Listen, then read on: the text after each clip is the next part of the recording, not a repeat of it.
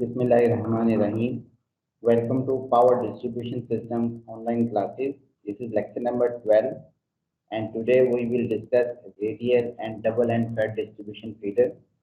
We compare their performance with respect to the voltage drop in the feeder and voltage regulation concept. This is a radial feeder. We call it radial because it radiates from the substation and then serves the nearby area. It has source only at one end. These are the salient feature of radial feeder. Commonly used type of distribution feeder. Source is present at only one end. That is the end where it is connected to the substation or transformer. Remember, this feeder can be primary distribution feeder 11 kilovolt feeder or a secondary distribution feeder that will be at utilization voltage 400 volt or 415 volt line to line. So in case of primary distribution feeder, this point A will be the substation bus, and in case of secondary distribution feeder, this point A will be our distribution transformer secondary winding. Here between A and B and B and C. B and C are 2 points where we have assumed that 2 loads has been connected. The value of load is given in the form of current and the power factor, or this could also be available in the form of the power in complex form, real and reactive power, or real power with its power factor. From there we can calculate the value of current.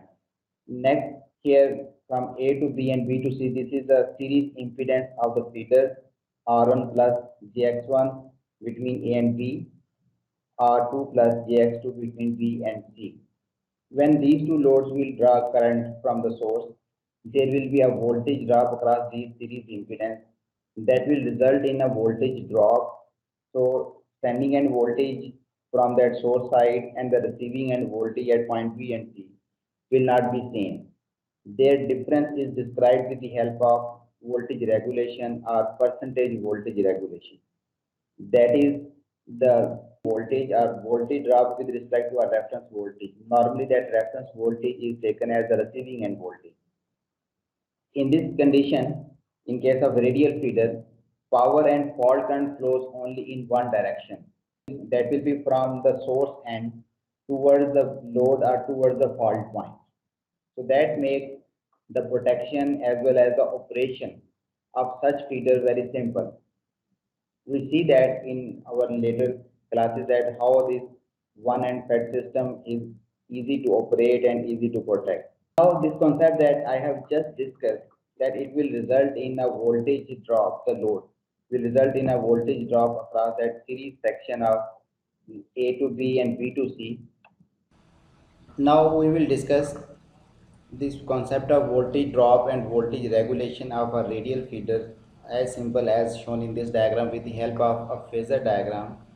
We will see how this voltage drop across the line section A, B and BC will result in the change in voltage at two ends of this feeder. So here is our system, a radial system. At two different points B and C we have load tapped. I1 and cos theta 1 is a power factor of that load. I2 and cos theta 2 is power factor of load connected at point C.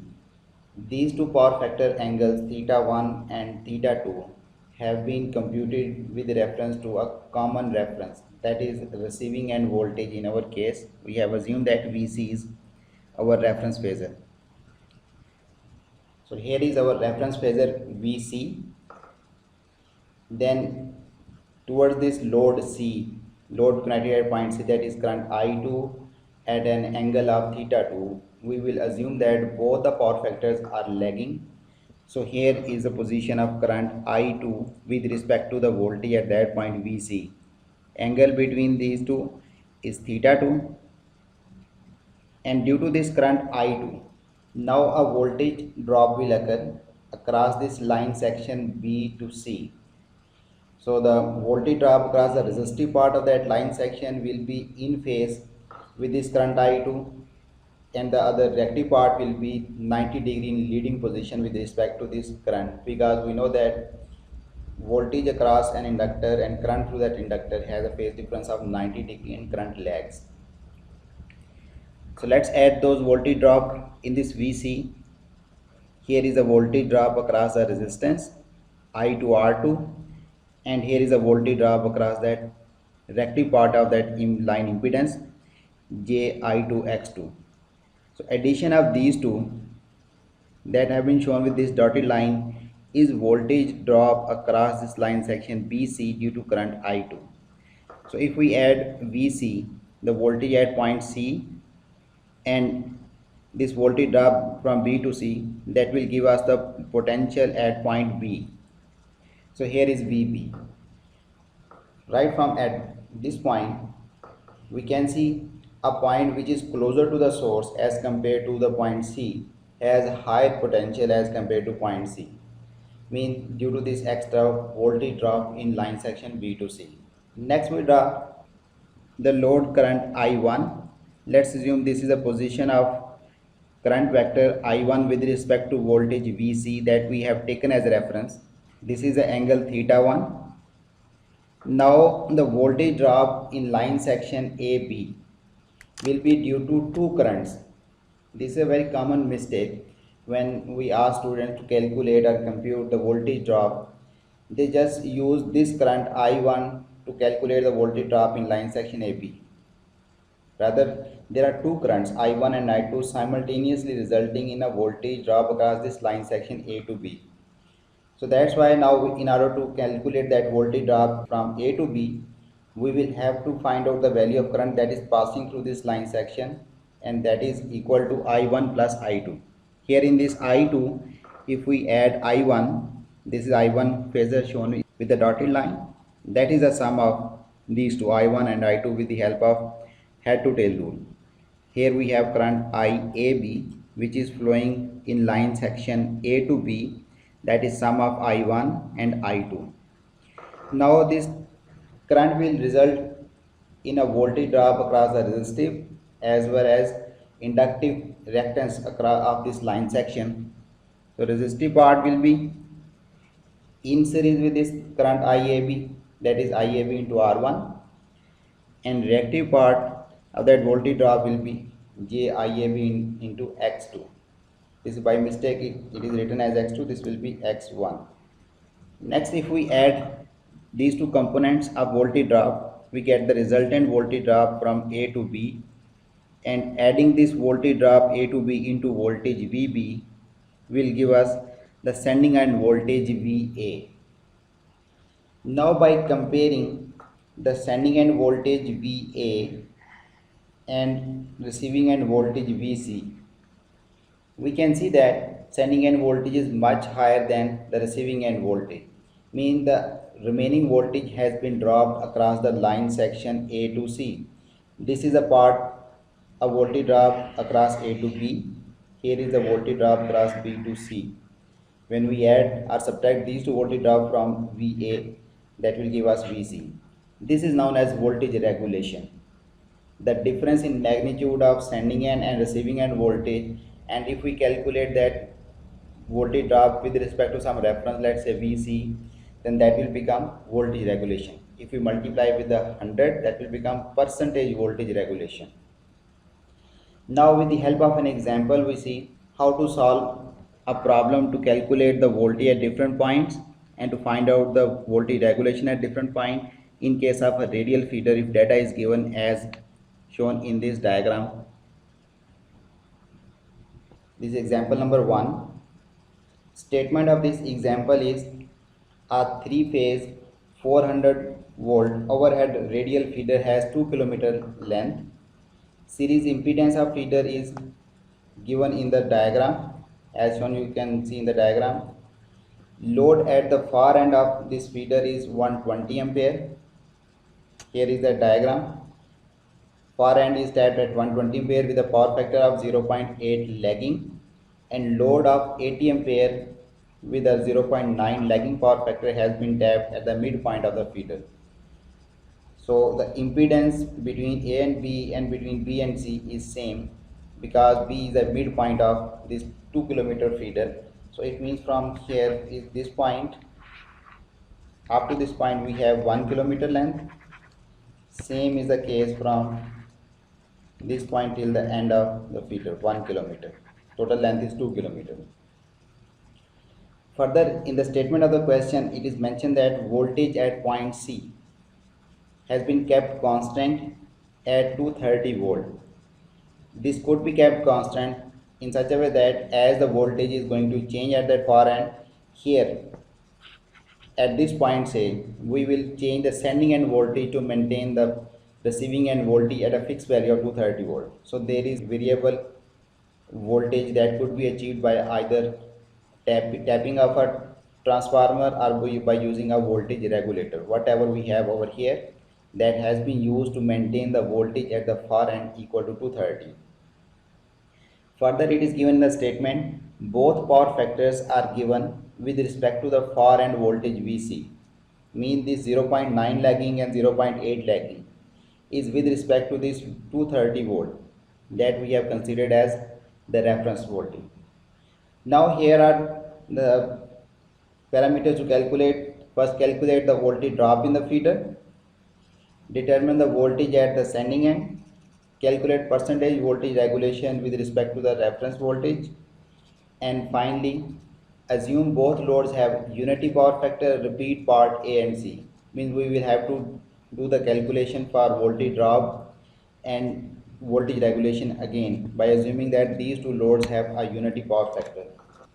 Now the first step, calculate the voltage drop in the feeder, part A. We will convert these two currents, IB and IC, into their complex form by using this power factor. So this current IB will become 80 into cos inverse of this power factor angle, that is 0.9. Further, it is lagging. Due to that reason we put a minus sign here. Whatever angle we obtain by taking cos inverse of 0.9, that will be placed over here with negative sign, that is current IAB. In the same way, current IC will be magnitude 120 into minus cos inverse of the power factor angle, that is 0.8 ampere.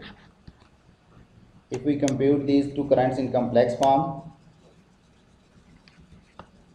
IB is equal to 80 angle minus 25.84. If we just write angle up to one digit after decimal point, that will be sufficient. Similarly, we have current IC equal to 120 into angle minus 36.87, or we can write it as 36.9. 87 was written as 9. Now first we calculate the voltage drop from B to C. So we can write it as B to C, that is equal to impedance from B to C 0.05 plus J 0.1 into current IC that is passing through that portion, 120 angle minus 36.87. So that is resultant voltage drop from B3 is 13.416 angle 26.56 degrees in volt. So that is the voltage drop in line section B to C due to current IC. First voltage drop has been computed. Next is the voltage drop from A to B. Voltage drop from A to B will be equal to impedance of that line section 0.05 plus J 0.1 into the current through that part, and current here will be IB plus IC.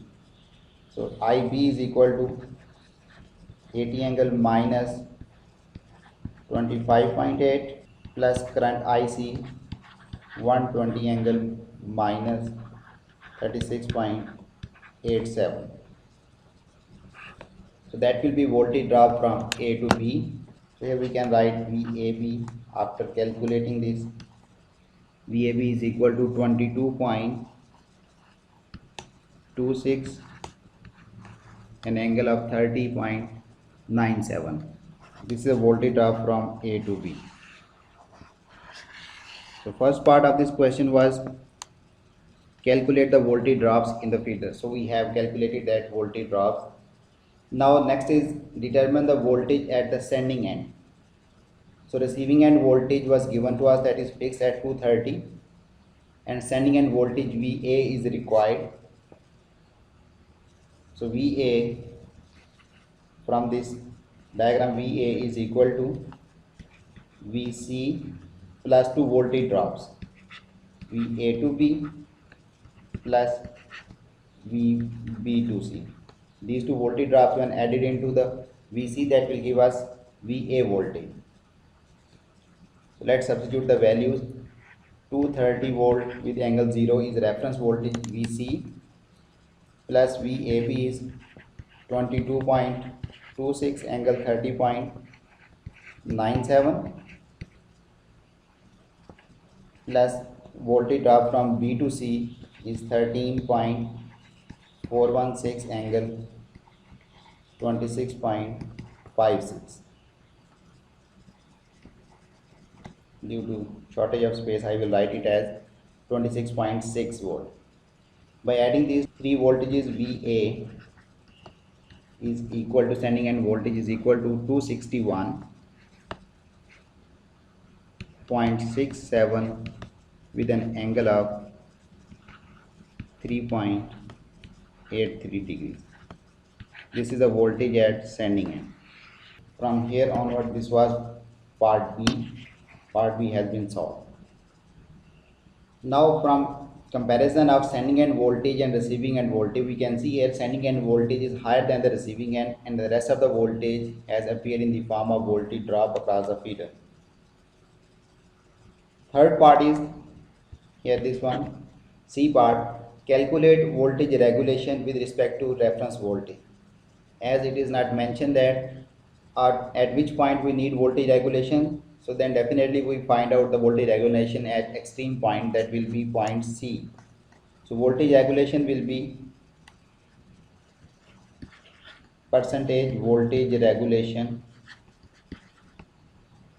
is equal to, a generic formula will be in the form of V no load minus V full load over V full load into 100. But for particular example here, we don't know what is the value of V no load, and we have fixed the receiving end voltage to a fixed value.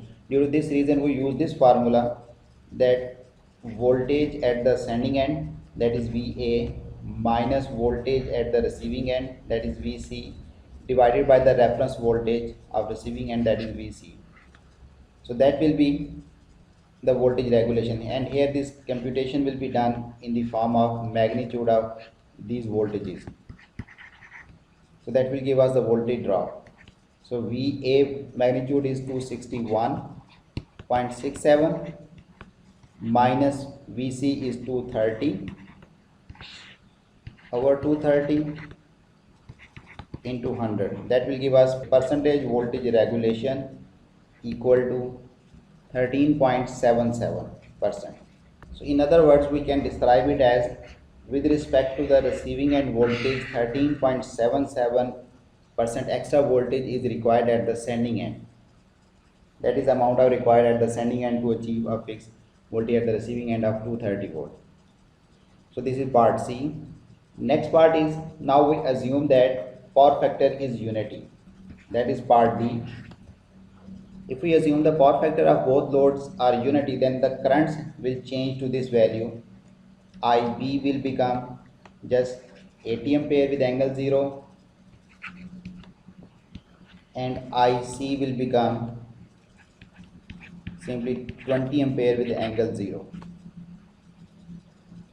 Now let's solve the part A first, calculate the voltage drop. So if we repeat the part A, the voltage drop from B to C will be equal to the line impedance 0.05 plus J 0.1 line impedance into the current through that section, that is 120, only with magnitude. There is no angle because it is unity power factor. Now by solving this, we get the voltage drop equal to 13.416 with angle 63.4 degrees. So that is the voltage drop in BC. Similarly, we can calculate voltage drop between A and B. That will be VAB. VAB will be impedance of that line section 0.05 resistance plus J 0.1 reactance into now two currents IA plus IB. Both are flowing to that part, so that will become 80 plus 120 200 ampere. So resultant voltage drop will be 22.36 with angle 63.4 degrees. So that is the second voltage drop between point A and B. So let's compare these two voltage drops from A to B and B to C in case we have unity power factor with the one that we have computed earlier. Here BC was 13.416 earlier and it is 13.416. The only difference, if we check it, is in this angle. Otherwise magnitude wise voltage drops are same. Next is the voltage drop here from A to B 22.26 and here it is 22.36. A slight difference in magnitude of this AB. Otherwise both are almost same. Now by keeping this thing in view that the voltage drop magnitude have not changed too much, we can expect that voltage regulation will also be very close to each other. Let's see what happens to voltage regulation, the part B. Voltage regulation calculation require this voltage VA of the sending end.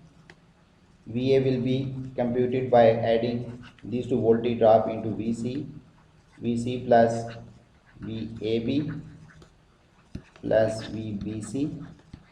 By substituting the value along with their angle and computing that VA, that will be equal to 248.07 with angle 7.4 degrees.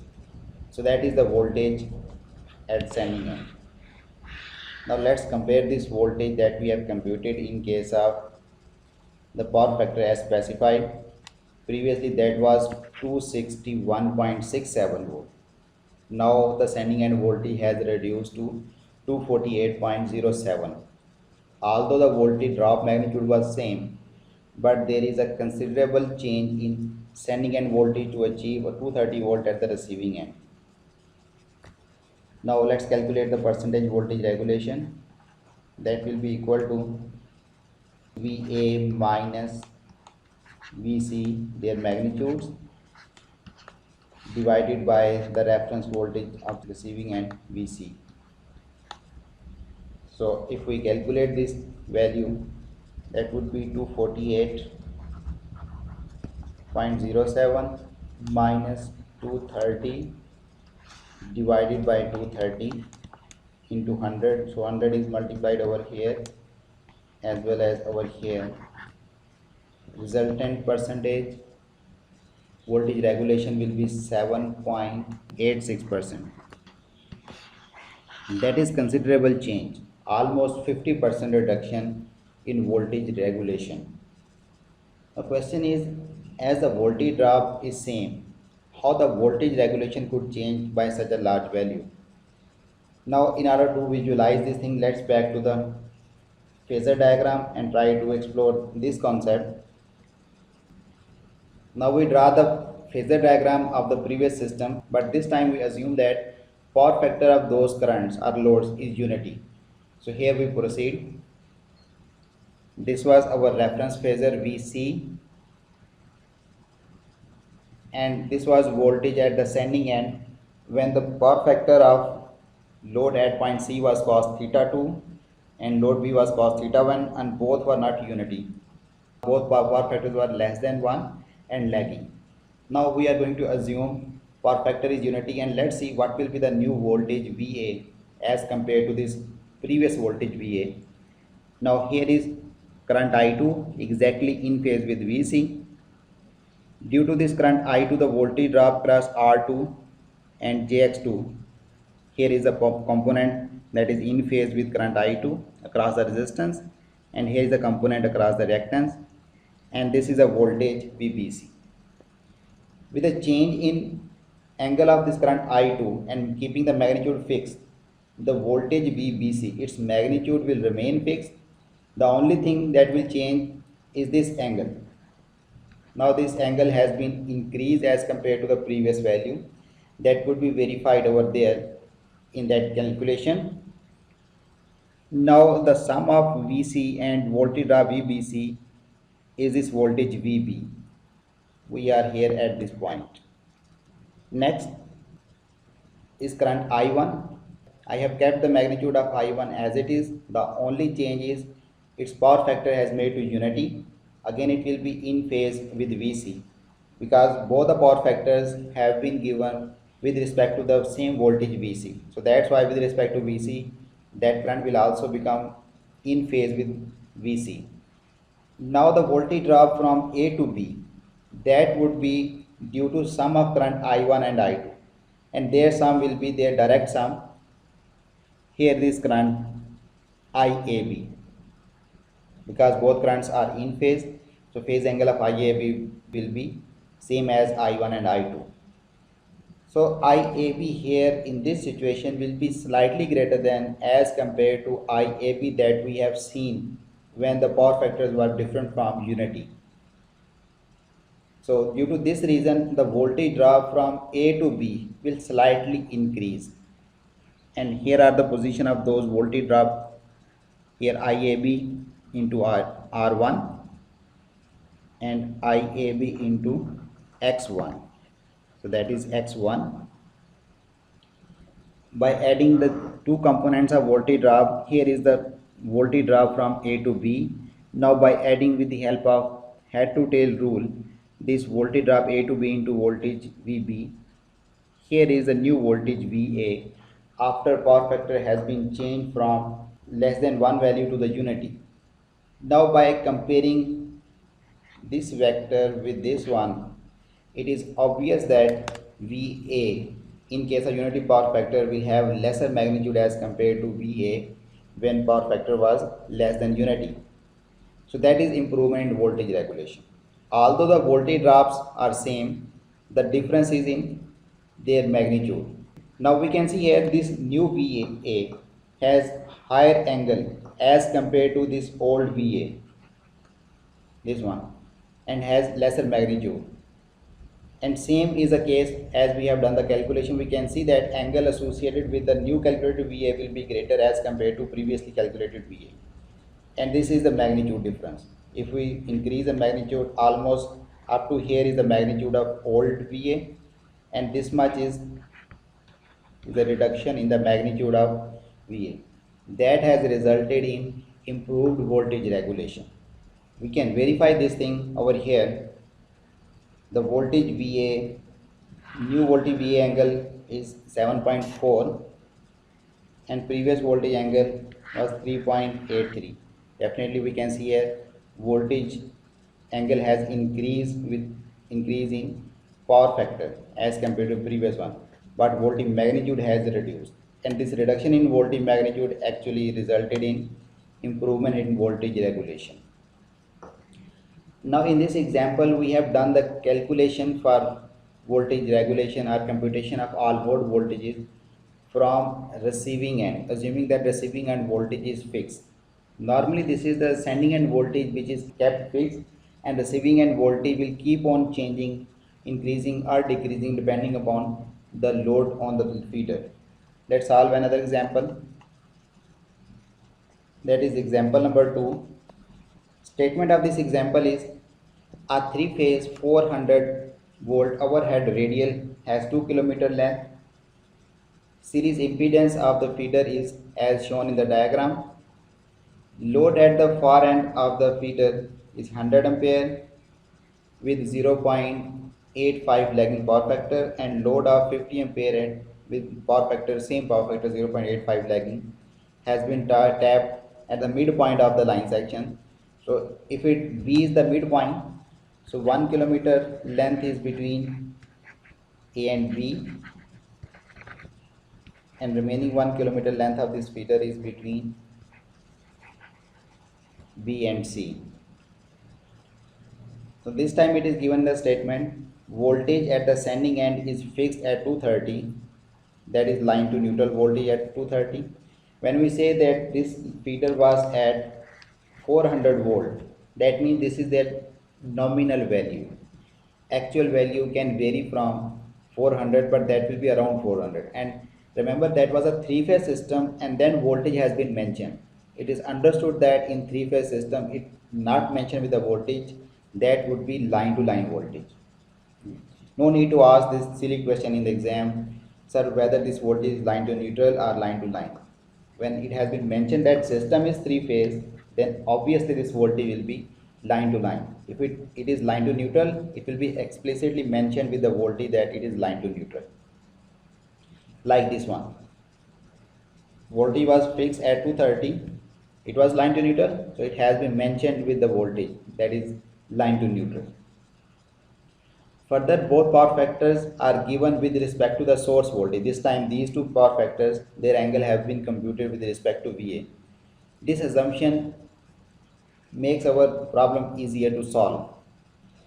Now calculate the voltage at point B and C. This is the first part. We need to calculate these two voltages and calculate the voltage regulation on both points. Let's start the part A. So let's convert first these two currents into their complex form. IV will be 50 ampere into angle cos inverse of 0.85. The resultant angle will be in degrees. So here it is lagging, due to which we will have to put a minus sign here. If we will forget to put this minus sign here, all the results will be incorrect. So that IB is equal to 50 into 50 with angle minus 31.8 degree. Similarly, current at C, that will be equal to 100, angle will remain same, minus 31.8 degrees in ampere. This current as well as this current is given in ampere. So let's solve the first part. So voltage at point B, that is VB, that will be equal to voltage at A plus voltage drop from A to B, and that is equal to 0.06 plus J 0.3 multiply with the current, as both the currents IA, IB and IC is passing through this portion of the line. This current IA, the source current, is sum of IB and IC. We can write their sum as 150 angle minus 31.8. As both currents were in phase with each other, we can directly add them together. So in this way VB calculated is, sorry, this will be minus sign because we will have to subtract the voltage drop that is in this polarity.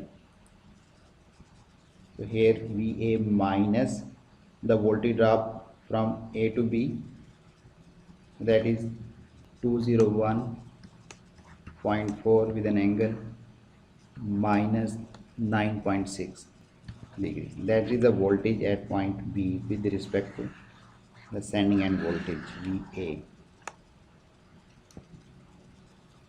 Next, voltage at C point, that will be equal to VB, voltage of this point, minus the voltage drop across this section in this polarity, that will be VC, 0.06 plus J 0.3, the impedance of the line, into the current through that section, that is 100 angle minus 31.8 degrees. After solving this, VC is equal to 186.3 with an angle minus 17.5 degrees. That is also in volt. So two voltages have been calculated. Part B of this question was calculate voltage regulation at B and C with respect to the reference voltage.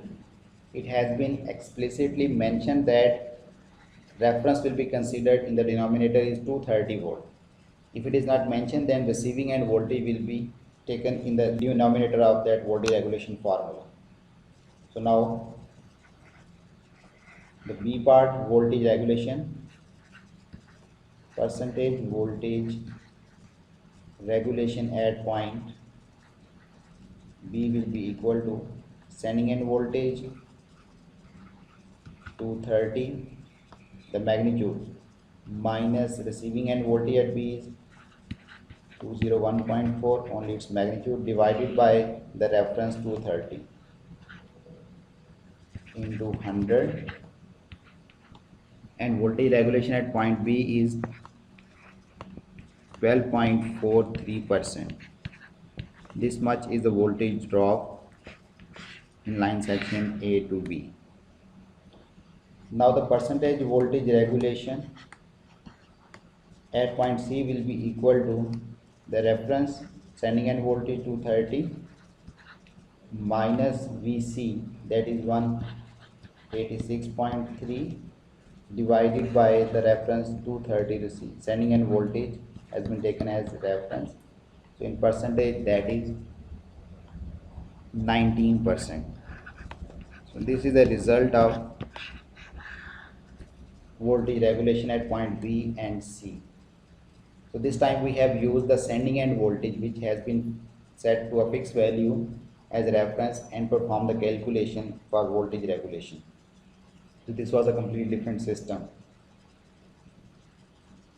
Next we discuss double and fed system. So doubly fed feeder, in this case source is present on both ends. Power and fault can flow from both ends in case of fault or in case of load. Load will be fed from either side, or fault can be fed from either side. So better voltage regulation in this system, and here is an example. So normally the source A and source B will be two different substation, and this feeder will be a primary distribution feeder, 11 kilovolt feeder. So now here we can see there are two loads tabbed. If fault occurs on this feeder, then fault current will flow from both sources towards that fault. That is mean by this power and fault current can flow from both ends.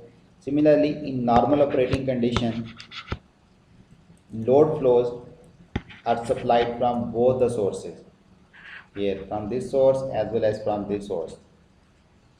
Exactly through this section B to C, current is in this direction or in this direction. We don't know that thing unless we have the value of voltage at point B and C. Only then we can decide this thing. Same is the case whether the power is flowing from B to C or C to B. That could not be described unless we have the voltage of these 2 points, complex form of the voltage. Only then we can say whether real power or reactive power is flowing from B to C or from C to B. Now let's see how this doubly fed system will improve the voltage regulation. We'll consider the same example that we have just solved for a radial system. This is example number 3. Statement of this example describes we have a 3-phase 400 volt overhead doubly fed feeder, has a 3 kilometer length. An additional 1 kilometer has been added after point C up to the source D, that is additional 1 kilometer, to connect the system that we have analyzed in the previous example, example number 2, from the other end. Now this will become doubly fed feeder. Previously it was radial feeder, now it is doubly fed feeder. So load has been tapped at point B and C along the length of the feeder as shown in the figure. So load is same in magnitude as well as in power factor. Line impedances are same. Okay. So voltage at the both feeding end is fixed at 230 volt line to neutral. So voltage have been kept here and here constant, and both will be in phase with each other. This is our assumption. Practically, even if we feed two ends from two different sources, the voltage will be different from each other, at least in phase angle. They will differ from each other with the magnitude as well as phase angle. But just to keep this example simple, we have assumed that both end voltages are equal in magnitude as well as in phase angle. Further, the load power factors are given with respect to the source voltage. Both are same. Both could be taken as a reference. So that's why the phasor position of this current IB and IC will be with respect to that source. So what we have to calculate? Calculate the voltage at point B and C. The current IB and IC is given to us. IB is equal to 50 angle minus 31.8 degrees, and IC is given to us as 100 with angle minus 31.8 ampere. Let's start the part A of this problem, that is calculate the potential at point B and C. Now here it is a bit complex situation, so we apply KCL at point B and KCL at point C and obtain two equations for two unknown, that is voltage at point B, this is VB, and voltage at point VC, and then solve those two complex simultaneous equations together to find out VB and VC. So let's write the KCL equation at point B. That will be the algebraic sum of three currents is equal to 0. So the current from B to A will be VB minus VA. VA is given as to 230 volt divided by that impedance 0.06 plus J 0.3 ohm. This is the current from B to A, plus current from B to C is VB minus VC, both are unknown, divided by the impedance 0.06 plus J 0.3, plus the current which is flowing from B towards the load is already known to us, so no need to write the equation, directly write the current, that is 50 angle minus 31.8. The algebraic sum of these three current will be equal to 0, that is KCL. So let's simplify this equation. It could be easily done by multiplying the denominator, which is same for both the terms, with the whole equation, and then combining the same factor, same variable together. So that will become VB and VB, 2VB minus VC. Let's take this 230 on the other side, that will become 230 minus 50 angle minus 31.8 into that impedance from the denominator 0.06 plus J 0.3.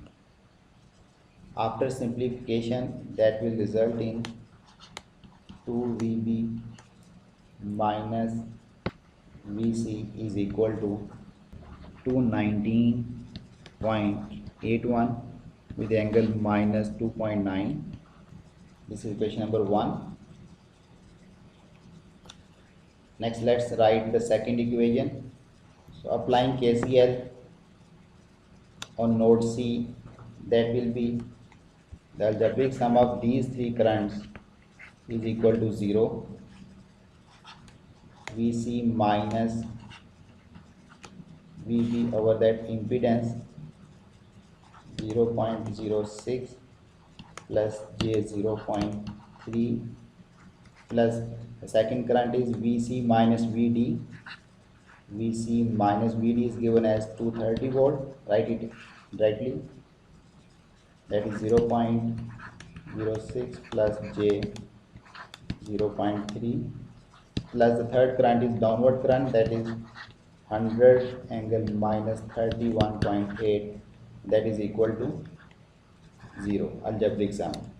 Now again by simplifying this equation we can write it as 2Vc these two, because we are going to multiply whole equation with this denominator which is same in these two terms. Vc minus Vb, that is equal to 230 when taken to the other side will become plus 230 minus 131.8. This is current multiplied by impedance 0.06 plus J 0.3. Now by simplifying this equation we get another simultaneous equation, that is 2Vc minus Vb equal to 210.28 angle minus 6.1. So that is the second equation. Now we have two simultaneous equations, complex equations for two unknown complex variables Vb and Vc. Their solution is simple. If we multiply equation 1 with 2 and then add 1 and 2 together, then this minus 2Vc will cancel out with this 2Vc and we are left with 4Vb minus Vb 3Vb. 3Vb is equal to 2 times up to 19.81 with angle plus this one. After solving that we can write it as 649.66 angle minus 3.9, and now if I divide this whole equation with 3, that will give Vb equal to 216.55 with angle minus 3.9 volt. So we have calculated one of the complex unknown variable. Now Vc can be calculated either by using equation 1 or equation 2. Now Vc from equation 1 it could be calculated as Vc is equal to 2Vb minus 219.81 minus 2.9 degree. After substituting the values in this equation, Vc will be equal to 213.37 angle minus 5 degrees. So we have done the part A.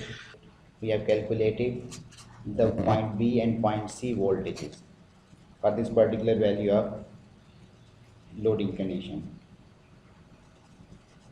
Now next part is B, this one.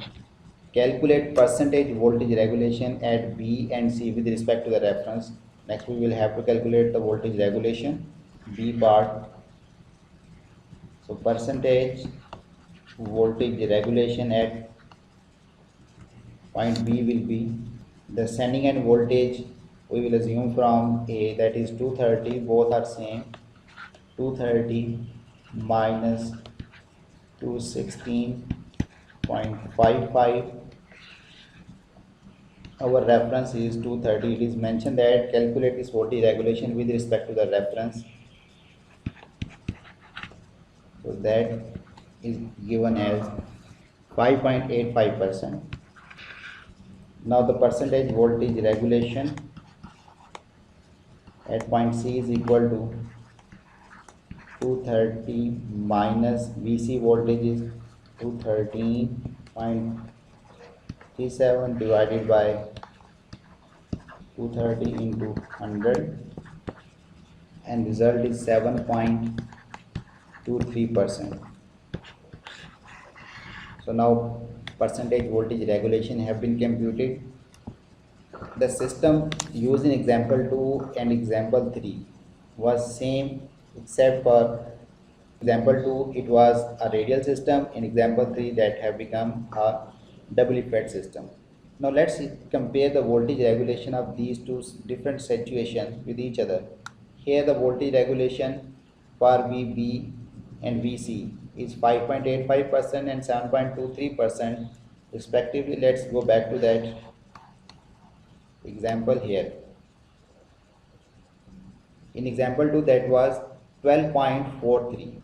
Voltage regulation has improved from 12.43 to 7% for to 5.85%, and from this high value of 19%, voltage regulation has improved to 7.23. That is a considerable improvement in voltage regulation if we change from our design from radial to doubly fed system.